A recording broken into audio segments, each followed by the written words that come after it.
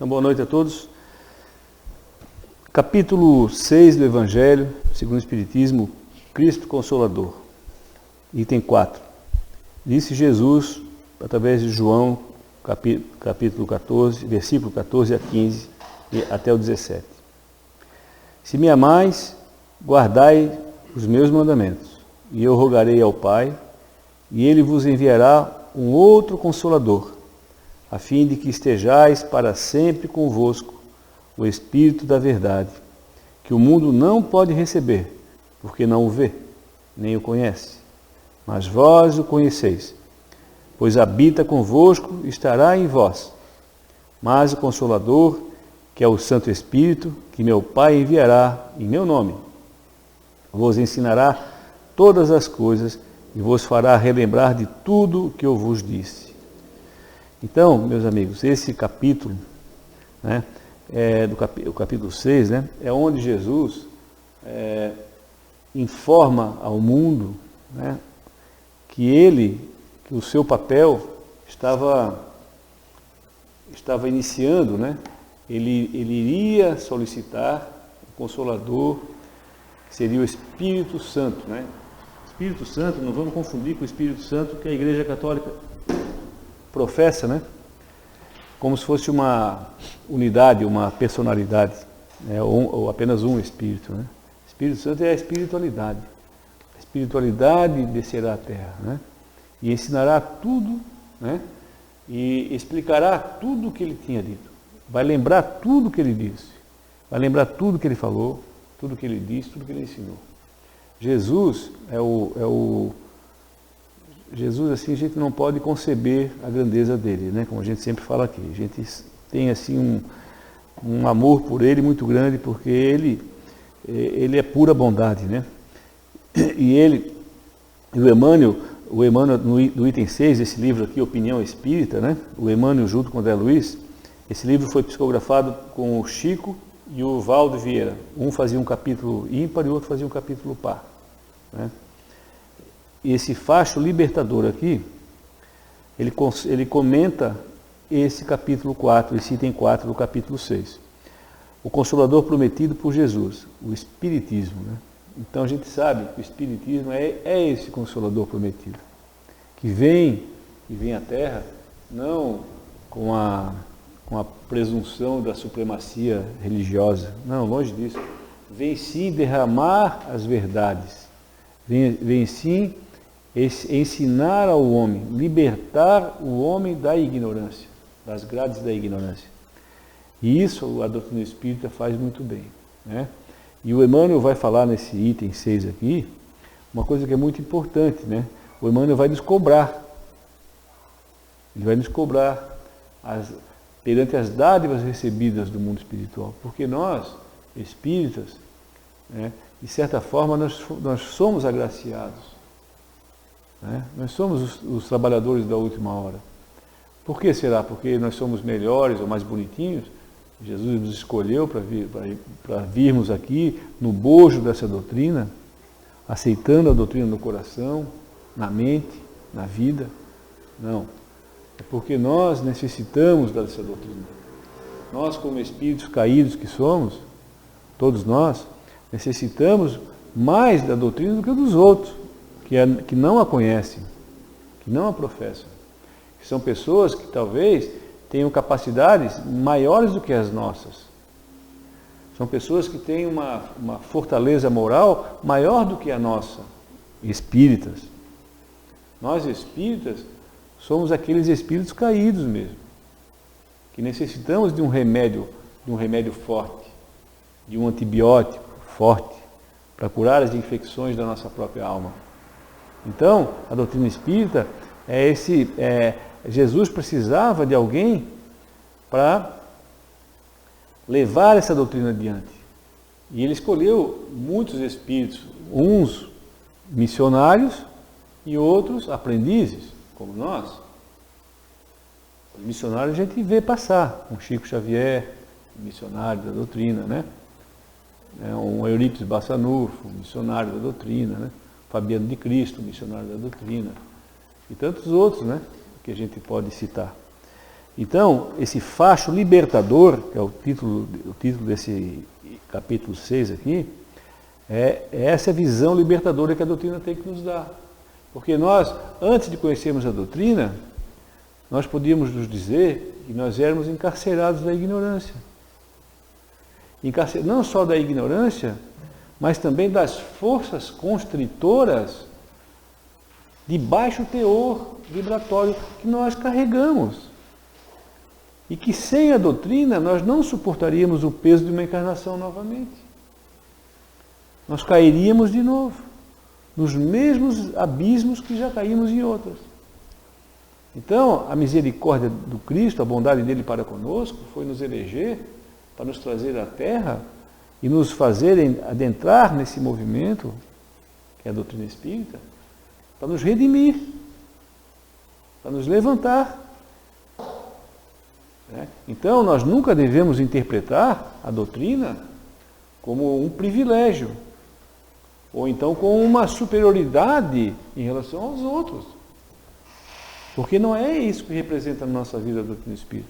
A doutrina espírita é a instrumentação divina ao nosso alcance, pelas nossas necessidades e pelas nossas disposições que nós prometemos na espiritualidade. Apenas isso.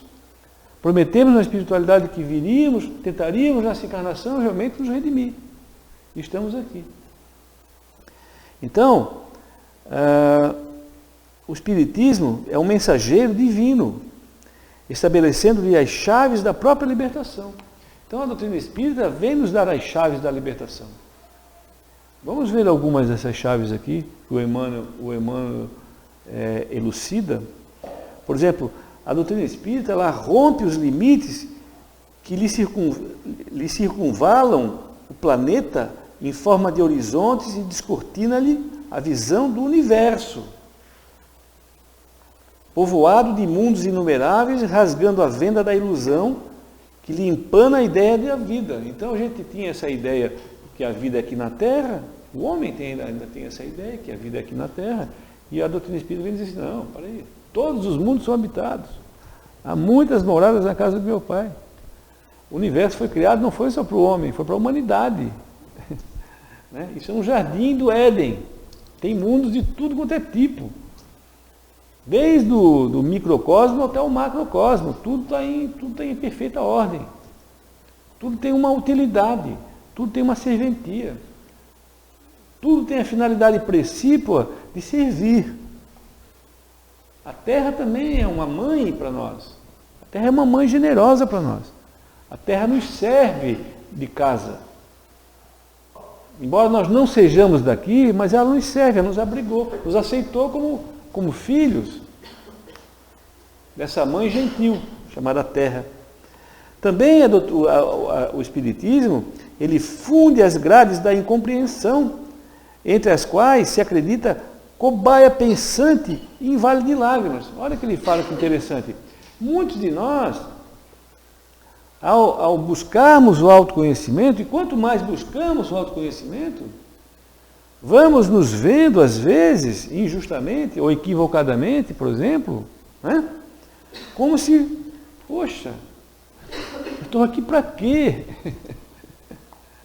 Eu sou uma cobaia, parece que eu sou uma cobaia, estou aqui apanhando dos lados. O sofrimento parece que me persegue de todos os lados. As dificuldades parecem que me visitam diuturnamente, noturnamente, não importa onde eu esteja, tem sofrimento, tem dor, tem dificuldade. Então, será que eu sou um ser que eu estou nesse vale de lágrimas aqui, meu Deus, que pesadelo é esse? Que pesadelo é esse? Por que a minha vida assim é tão sacrificada?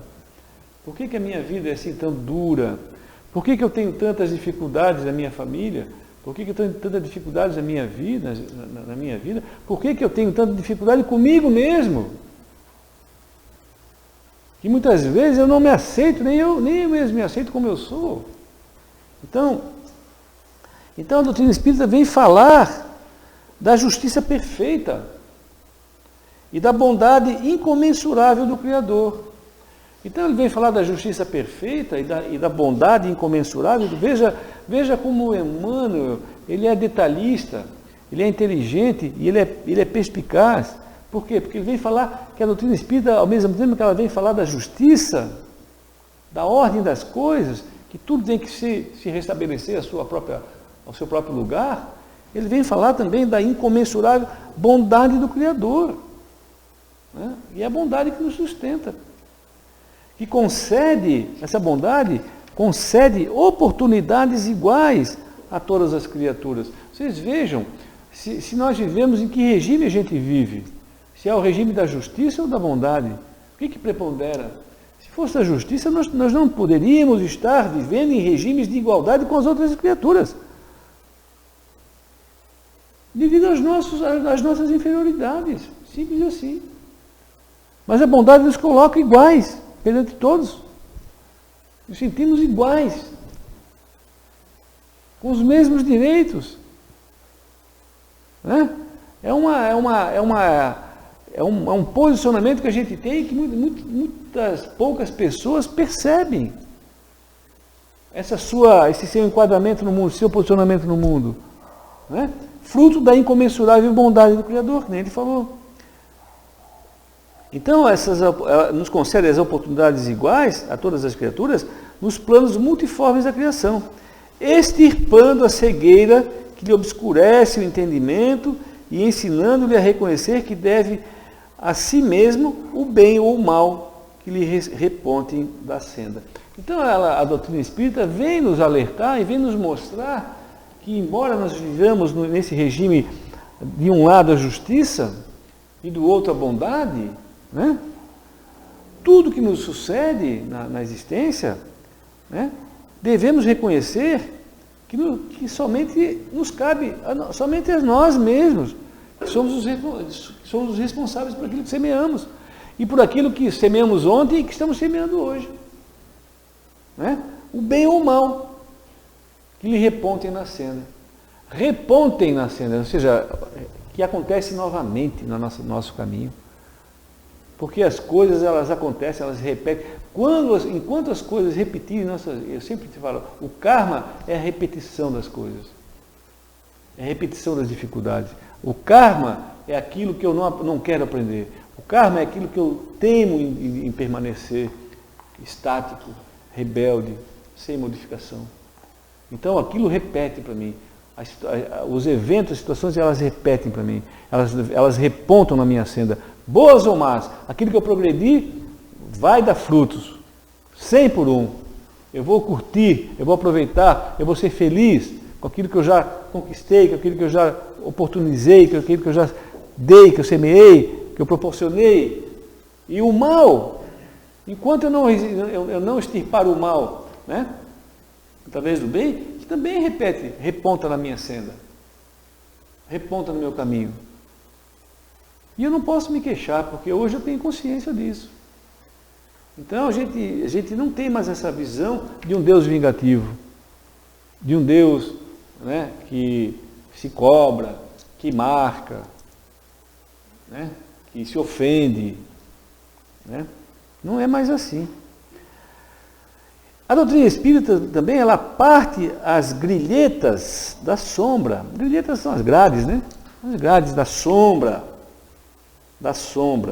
que lhe encarceram, que lhe encerram a inteligência em falsos princípios de maldição e favor. Aquelas crenças absolutamente equivocadas, né?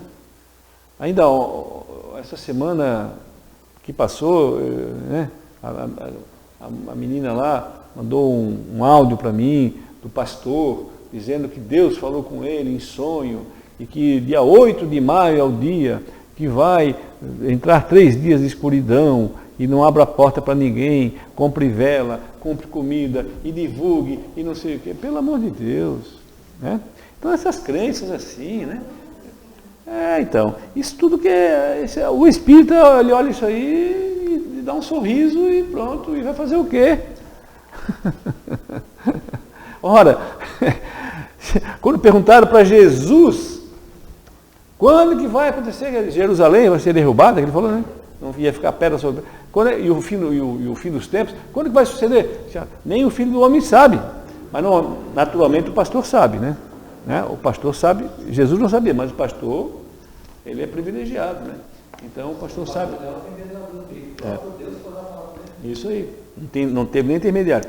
Então vocês vejam que isso é o que acontece. Partir as grilhetas da sombra que lhe encerram a inteligência em falsos princípios de maldição. É isso que ele quer dizer aqui. Como a gente é feliz de não acreditar nessas coisas, de ter recurso próprio para sair dessas bobagens, essas coisas que assustam as pessoas, tudo empolvorosa. O pastor divulga. Então, causa um tremendo... Então, veja bem, o espírita está rindo, ele olha essas coisas e não dá crédito para isso aí, porque sabe que isso aí é uma bobagem. Não é verdade? Então, isso graças à doutrina espírita. Né? Não acredita nesses falsos princípios, nem de maldição e nem de favor. Porque tem gente que fala assim, não, vou acender 3 velas, eu vou ganhar não sei o quê. Eu vou nessa corrente aqui que eu vou ser premiado. Eu vou não sei o quê, eu vou mandar para 10 pessoas aqui e não sei o quê. Pode mandar para 1000. Vai receber 1000 xingamentos, que vai ser 1000 spam. No meu vai para o spam. Então vocês vejam que como tem gente iludida, isso são pessoas que ainda estão atrás das grades da ignorância. Nada contra elas, coitadinhas, elas não têm culpa. Não foram educadas, não tiveram ainda a oportunidade que eu já tive. Então eu não vou me sentir melhor por causa disso. Mas eu não vou mais me abalar a minha estrutura por causa dessas coisas, nem de favor, nem de maldição. Eu sei que a vida ela segue o caminho. Que caminho segue a vida? O caminho daquilo que eu fizer com a vida. Mais nada. Não vem acréscimo. Não vem, um bônus, ganhou um bônus. Deus não dá bônus. Deus é meritocracia. O que tu faz, tu colhe. Então, essas coisas que o Emmanuel vem dizer. Então, impropriamente atribuídos à excelsa providência. Então, isso tudo se atribui ainda a Deus. Deus é que é o manipulador do universo, parece que é o manipulador. É aquele que está preparando uma cilada, um baita sofrimento para todo mundo. Então espera que vai ter escuridão aí. E vai cair bola de fogo do céu. E aí, e a ira do Senhor. Meu Deus, que Deus é esse que fica com... Deus está com raiva? Vamos acalmar Deus, pelo amor de Deus. Bota uma musiquinha ali para botar. Então, gente, isso é a ignorância. Né? Que atribui a providência e oferece-lhe o conhecimento da... Então a doutrina espírita nos oferece o quê? O conhecimento da reencarnação, do espírito, né? Em aperfeiçoamento gradativo na Terra ou em outros mundos ainda, em outros mundos. Então a doutrina espírita com naturalidade nos ensina que nós vamos reencarnar, já reencarnamos e vamos reencarnar de novo, muitas vezes, nesse processo de aperfeiçoamento, nesse mundo ou em outros. Ou em outros. Simples assim. E bonito assim. Será que nós não temos famílias em outros mundos? Será? Amores em outros mundos? Não temos, será? Qual é a nossa idade? Milhares de anos, poxa. Milhares de anos. Muita coisa aconteceu em milhares de anos conosco. Onde é que nós andamos? Né? Por onde andei? Tem uma música dele. Por onde andei, né? Por onde andei, né? Então, por onde vou andar ainda?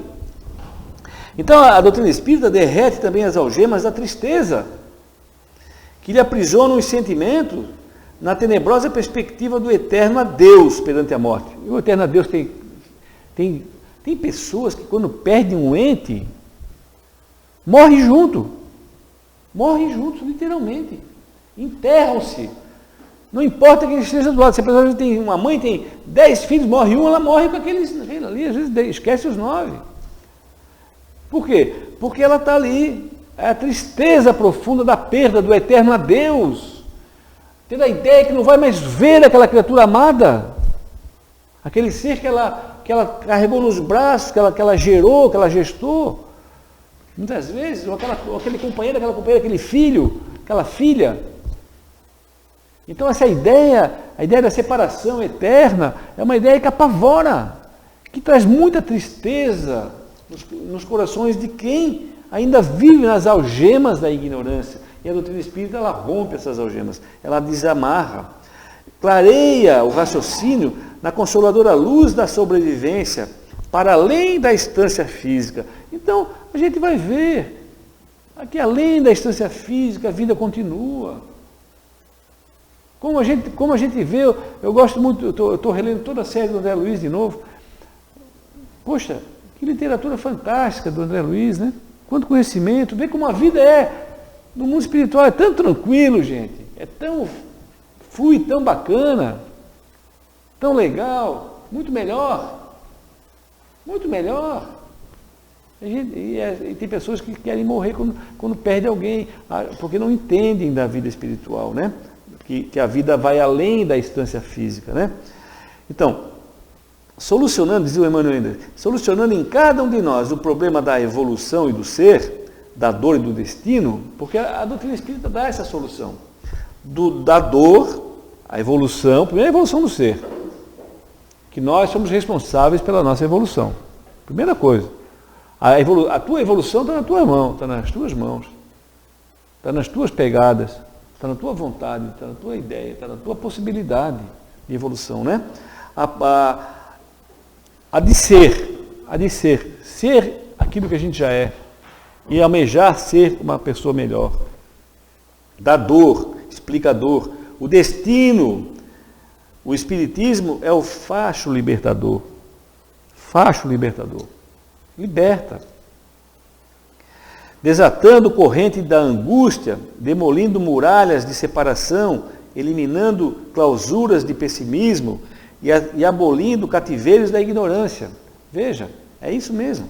Se te encontras, quanto nós, entre aqueles que tanto recebem da nova revelação, perguntemos a nós mesmos o que lhe damos em serviço e apoio, cooperação e amor, porque, sendo o Espiritismo crédito e prestígio do Cristo, entregues às nossas consciências endividadas, é natural que a conta e o rendimento que se relacionem com ele seja responsabilidade em nossas mãos. Então aqui no final o Emmanuel dá a cobrada dele, né? Se te encontras, né, entre as pessoas que recebem a nova revelação, recebe essa libertação, recebe essa alegria, né? Então, o que a gente, perguntar para a gente, o que a gente está dando em serviço, em apoio, cooperação e amor para esse espiritismo? O que a gente está dando? Pelo menos o nosso testemunho? Pelo menos o nosso empenho? Diz o Chico Xavier que tem pessoas assim, que servem 2 anos numa casa espírita e acham que já tem 20 séculos de crédito, né?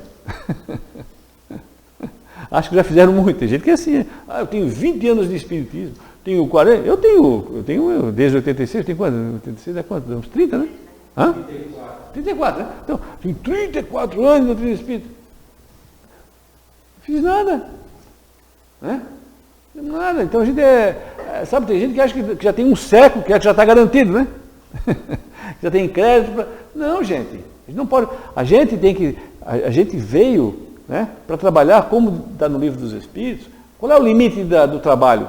O limite das tuas forças. Agora, quando não tiver mais forças físicas para trabalhar, mais força moral eu devo ter. Força moral eu devo ter. Força moral. Por quê? Porque se eu não incorporar nada, se eu não me moralizar em nada, se eu continuar achando que a vida, né, é o palco do corpo, é o palco do dinheiro, é o palco da beleza, é o palco da luxúria, é o palco dessas ilusões, eu não entendi a doutrina espírita. Eu saio daqui em brancas nuvens. Saio daqui zerado. Pelo contrário, ainda endividado, né? Porque o que tu fizeste com o talento, né? Enterrou o talento. Aliás, nem enterrou, né? Gastou, né? Que é pior, né? Não teve o caso que o cara gastou, só que enterrou. Que todos devolveram, né? Mas tem gente que nem devolve, gasta o talento ainda. Então, uma coisa muito séria isso aqui. O papel do espírita, ele tem que pensar muito. Porque a gente foi colocado aqui como um crédito do Cristo. Um crédito. Um crédito. Não é para qualquer um ser espírita. Não é para qualquer um ser espírita. Não estou dizendo que é para os melhores, não é isso. Não vamos interpretar mal.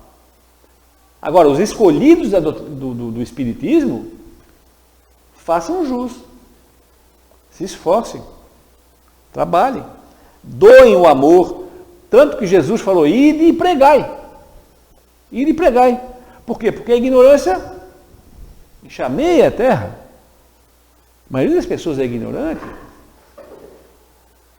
A ignorância não é um demérito. A ignorância é apenas uma necessidade de ser eliminada, de ser diminuída. A ignorância. Mas não é uma doença a ignorância. A gente acha que a ignorância é um xingamento, não é o seu ignorante, né? Como se a pessoa tivesse culpa da ignorância, né? Não teve oportunidade. Então a ignorância é um estado temporário do espírito humano, está embotado na falta de verdades, de luzes, que cabe àquele que tem oferecer, né? Em seguida, no item 7, ele fala, o espírita deve ser, é o título, né? Então ele fala assim, o espírita deve ser verdadeiro, mas não agressivo, manejando a verdade a ponto de convertê-la em tacape na pele dos semelhantes. Então, eu sempre falo o seguinte, o André Luiz, eu peguei uma frase do André Luiz uma vez, que ele diz assim, a água é muito importante para a planta. Toda planta precisa de água, mas se eu jogar água quente na planta, é a mesma água, mas mata a planta. Ela murcha. A verdade é a mesma coisa. A verdade ela pode ser uma água fervendo. O Chico dizia assim, o amor não pode tardar, a verdade pode ser adiada. Né? E a gente adora em nome da verdade. A gente adora falar a verdade. Como a gente sente prazer. Por quê? Porque esse falar a verdade, muitas vezes, ele está junto um sentimento pérfido de agredir, de saber que está agredindo. Quantas vezes a gente fala a verdade e sabe que está agredindo e continua falando? É lícito isso? É lícito, mas convém? Não. Não convém. Não convém. É total descaridade. Seja para quem for. Mas ela precisava ouvir aquilo. Quem sou eu para julgar, meu Deus? O momento de cada um. Né? Nós estamos aqui para aliviar e não para pisar na ferida das pessoas. Nós estamos aqui para auxiliar os nossos irmãos. Nós temos que aprender isso. As nossas tendências são agressivas. São de cobrar. Adoramos cobrar. Quem não gosta de cobrar? Quem não gosta de acusar? Acusar é uma delícia, né? Não é bom? Botar o dedo? Pô, tu é assim, tu fez aquilo, tu é aquilo, tu falou aquilo, tu não sei o quê. Puta, como é fácil fazer isso. Mas ao mesmo tempo como é leviano fazer isso. Como é improdutivo fazer isso. Como não adianta nada. Pelo contrário, agrava. Então o Emmanuel fala que a gente deve manejar a verdade a ponto de não convertê-la em tacape. O que é tacape? Tacape é aquele porrete do índio. Porque a partir do momento que a verdade na minha boca se transformar em algo que agrida, deixou de cumprir o objetivo primordial da verdade, que é trazer a luz. Porque a verdade é para trazer o amor, trazer a luz. Se a minha verdade traz a opressão para o outro, e traz a dor para o outro, não quero levar esse karma para mim, não quero levar esse ônus na minha vida, não quero colocar esse espinho na minha vida, porque eu coloco um espinho na minha própria vida, na minha existência. Principalmente se eu sei que aquilo agride, se eu sei que aquilo machuca. Mais agravante ainda. É mais agravante ainda. Né? O espírito deve ser bom, diz o Emmanuel, deve ser bom. Mas não displicente que chegue a favorecer a força do mal sob o pretexto de cultivar a ternura. Como a gente vê isso? As pessoas se equivocarem, né? Tem aquelas pessoas, ternura total, né? Ternura total, né? Tudo é lindo, tudo é amor, tudo é luz, eu estou vivendo, a chama, o amor vibra, não sei o que, Jesus. Gente, para aí. Eu não posso compactuar com o mal. Se eu tenho uma situação errada, eu não posso compactuar com a situação errada. sob a pecha da ternura, do carinho. Não. Jesus falou assim, ó, que o teu falar seja sim, sim, não, não. A criatura aqui no mundo que tem a ilusão que não vai se incomodar com nada, está vivendo no mundo errado. Ou então saiu fora do mundo. Aqui a gente vai se incomodar. A gente vai passar por problemas. Vai enfrentar dificuldades. Nossas e dos outros. Então, a gente tem que ser bom. Ser bom. Ser bom com as pessoas. Ser bom, mas não displicente que chega a favorecer a força do mal. Ou seja, o que é favorecer a força do mal? É a complacência, por exemplo. A complacência com as coisas erradas. Eu, para não me incomodar, não vou mexer nesse vespeiro. Não. Pode externar a tua posição. Né? Pode externar a posição. Principalmente em situações de família. Né? A minha família passou por uma situação bem típica. Né? Eu tenho uma irmã que queria forjar um casamento com um tio, que estava com o pé na cova, tinha uma aposentadoria, para ficar com a aposentadoria dele. Ele ofereceu isso para ela. Vou deixar para quê? Não tem ninguém para deixar. Então vamos fazer um casamento aqui, fictício aqui, e quando eu morrer, tu fica com a minha aposentadoria para ter aí, pô. 30 mil reais, 35 mil reais. Pô! Hã? 35 mil por mês. Aí, unanimidade. Não, faz. Unanimidade menos um. Quem será que foi? O chato, o fanático, entendeu? O doido, entendeu? O fanático religioso, entendeu? Se não, está errado isso aí. O que é? Ele não te pertence. Tudo que tu pega e não te pertence, vai ter que devolver um dia. Hã? Não sei se vai assistir ou não vai assistir. Assistir é bom, mas ela depois, ela não concordou. Depois. Fez e desfez. Fez e desfez. E não quis. Teve consciência. Hã? Não pesou, acho que ela levantou, né? Porque se pesasse ela afundava, né? Ela pensou na consciência dela. E aí, desistiu e desmanchou o negócio. Então, assim, ó, é isso que a gente tem que fazer. Ser bom, mas nunca displicente. Hã? Casava já, né? Não? Casava ou não casava já? Não, fazia o casamento gay na hora.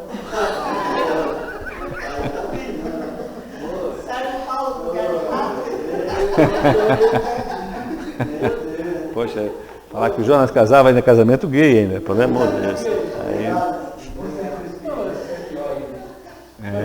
Mas não casava não.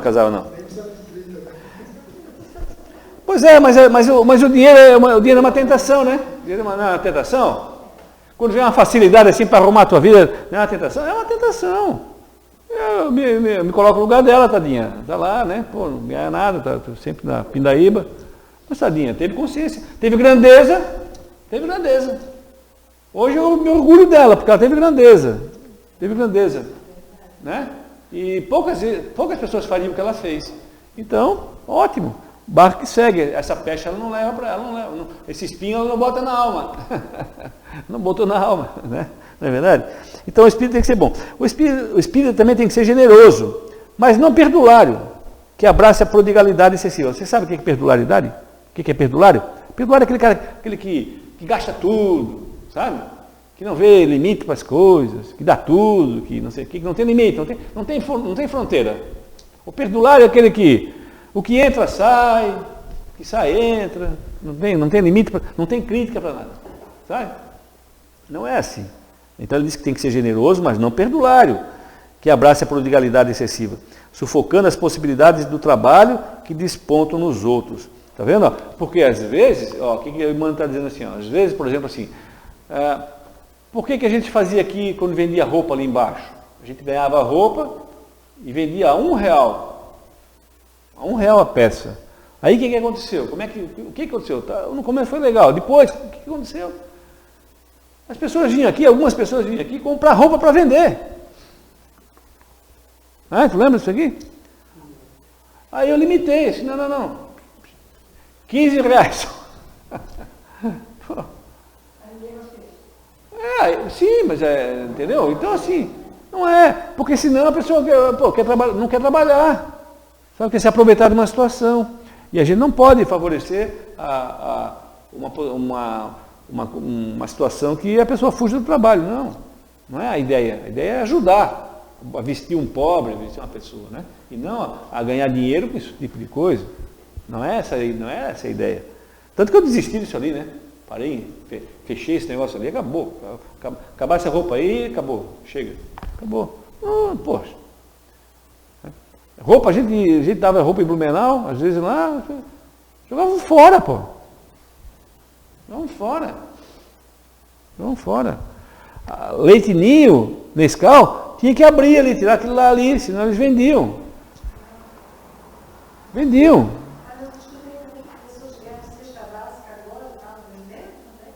Pois é, então, isso para mim não é novidade, isso há 30 anos atrás eu já vi que isso aí acontecia. Então essas pessoas são pobres, tanto de material quanto de moral, né? O espírito deve ser doce, mas não tão doce que atinja a dúbia melifluidade. Melifluidade é suavidade, né? Incapaz de assumir determinados compromissos na hora da decisão. Então, pode ser uma pessoa suave, bacana, pode ser doce com todo mundo, mas chega uma hora de uma decisão, tu tem que ser firme.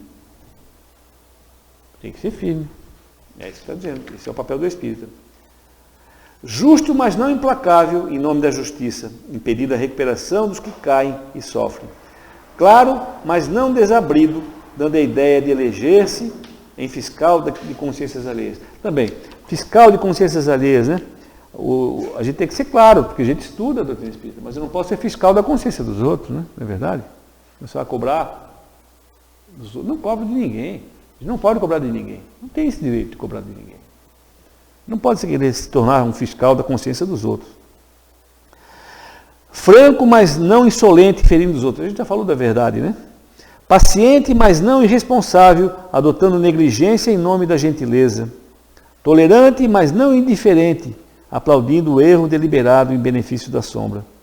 Calmo, mas não tão sossegado que se afogue na preguiça. Né? Confiante, mas não fanático, que se abstenha do raciocínio. Persistente, mas não teimoso, viciando-se em rebelar-se. Diligente, quer dizer, prestativo, né? Mas não precipitado, destruindo a si próprio. Conhece-te a ti mesmo, diz a filosofia, e para conhecer a nós mesmos é necessário escolher atitudes e posição de equilíbrio, seja na emotividade ou no pensamento, na palavra ou na ação, porque efetivamente o equilíbrio nunca é demais. Então o equilíbrio, né, gente? O espírito ele tem que buscar o equilíbrio. É uma criatura, o espírito é aquele espírito desajustado que veio para a Terra, e ele tem que aprender a amadurecer com essa doutrina, com os conselhos salutares que a doutrina espírita dá. Ele tem que amadurecer com isso. Ele tem que, principalmente na questão dos seus sentimentos, das suas emoções. As emoções, muitas vezes, são desequilibradas em muitos, né? E a gente precisa equilibrar essas emoções. É preciso isso. Não é só no intelecto que eu tenho que investir. Eu tenho que investir nas minhas emoções também. Como é que as minhas reações nas coisas, né? E, para finalizar, vamos ler um pouquinho aqui sobre os médiuns, né?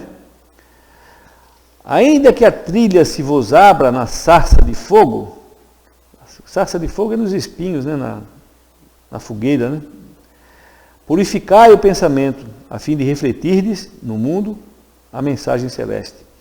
A mediunidade é uma coisa muito importante.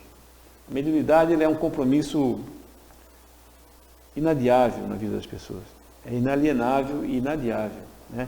E a mediunidade, né, ela exige algumas coisas que as outras pessoas que não têm um compromisso na mediunidade não exigem, né? Que é o quê? O purificar o pensamento, a fim de refletir no mundo a mensagem celeste. Como é que eu posso refletir um pensamento de um espírito superior se meus pensamentos estão conturbados? Se eu estou só, se eu polvoo os meus pensamentos com ideias menos dignas, com ideias de baixo teor vibratório, se eu não me esforço para purificar meus pensamentos, né? O Leon Denis, ele fala que o médium, se em 3 anos, o espírita médium, se em 3 anos de doutrina espírita, ele não modificou nada na sua vida, ele não serve. Ele não serve. Ele não quer nada com nada. Ele não serve para trabalhar. Porque ele não quer. Então, é importante a gente receber um cheque em branco, receber uma dádiva dessa que nem Jesus nos deu da doutrina espírita e fazer jus por ela. Crescer com ela. Né? Crescer dentro da doutrina espírita. Né? Todas as realizações respeitáveis da Terra nascem no trabalho dos que se humilham para servir. Né? Então, isso é uma coisa, o Chico sempre dizia o seguinte: pode falar o que for, mas eu nunca revidei nada para ninguém. Nunca revidei. Nunca falei mal de ninguém.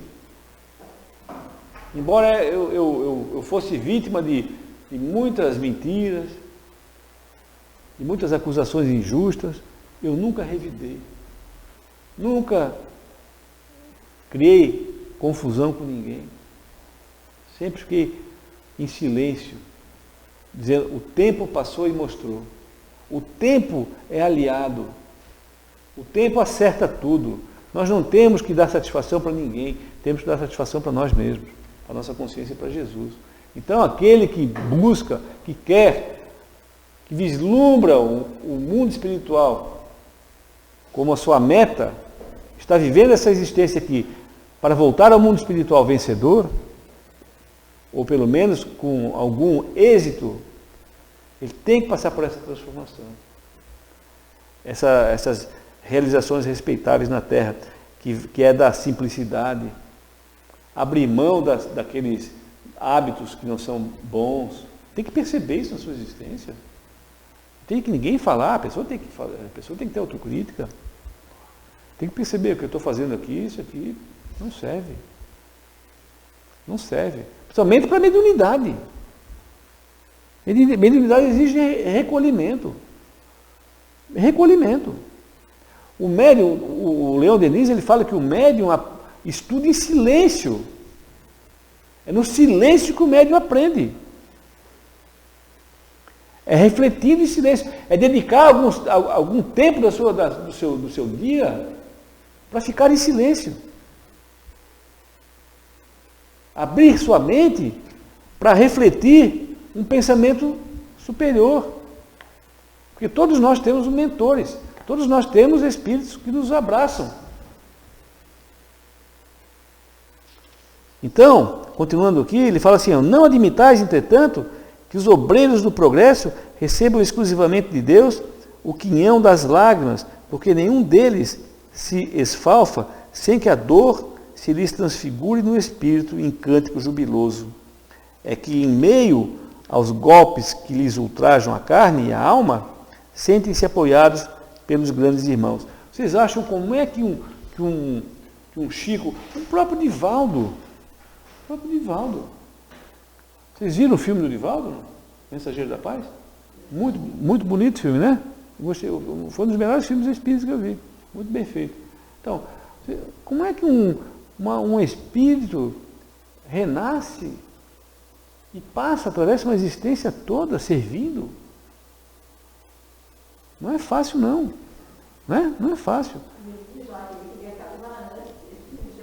Isso, ele queria. Já falou assim: não, nessa aqui não. Por quê? Espírito endividado, comprometido.